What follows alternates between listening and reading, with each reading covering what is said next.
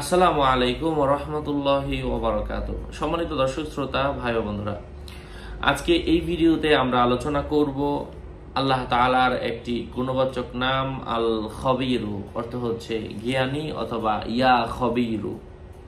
আমার আল্লাহই বলেছেন, হে আমার বান্দারা, আমার বান্দিরা, তোমরা আমার নামে ডাকো, আমি তোমাদের ডাকে সাড়া দিব। আল্লাহ পাক কোরআনেই বলে দিয়েছেন। তো এই নামের কি বিশেষ ফজিলত রয়েছে আজকে আমরা এই ভিডিওতে জেনে নিব ইনশাআল্লাহ।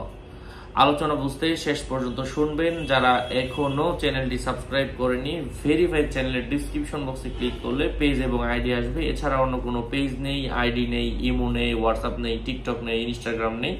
আমার ইনস্টাগ্রামের লিঙ্কও ডিসক্রিপশন বক্সে দেওয়া। হ্যাঁ, আপনারা সবাই সুস্থ থাকবেন, ভালো থাকবেন। আমি কথা দীর্ঘায়িত না করে মূল কথা বলছি। ইয়া খবীরু অর্থ হচ্ছে হে জ্ঞানী।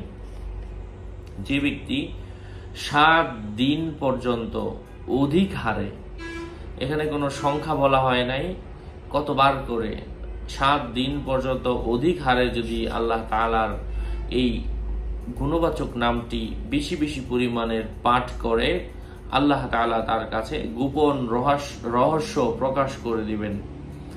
গায়বী খবর আল্লাহ পাক তাকে দান করবেন, মানে আল্লাহ পাকই তাকে গায়বীভাবে বিভিন্ন বিষয়ে জানাবেন।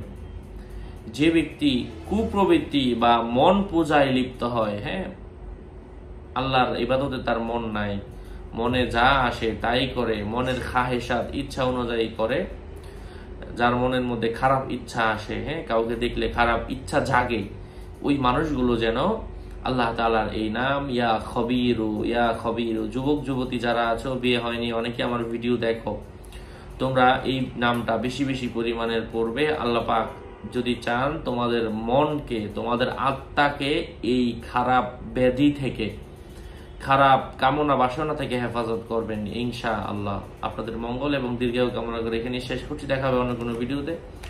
আগেও কিন্তু আমি সাবধান করেছি, সতর্ক করেছি। অনেক সাধু বের হয়েছে আমার বিভিন্ন ভিডিওগুলো নিয়ে পোস্ট করছে ফেসবুকের মধ্যে, ইনস্টাগ্রামের মধ্যে। সো সাবধান থাকতে হবে, সতর্ক থাকতে হবে। আসসালামু আলাইকুম ওয়া রাহমাতুল্লাহি ওয়া বারাকাতুহু।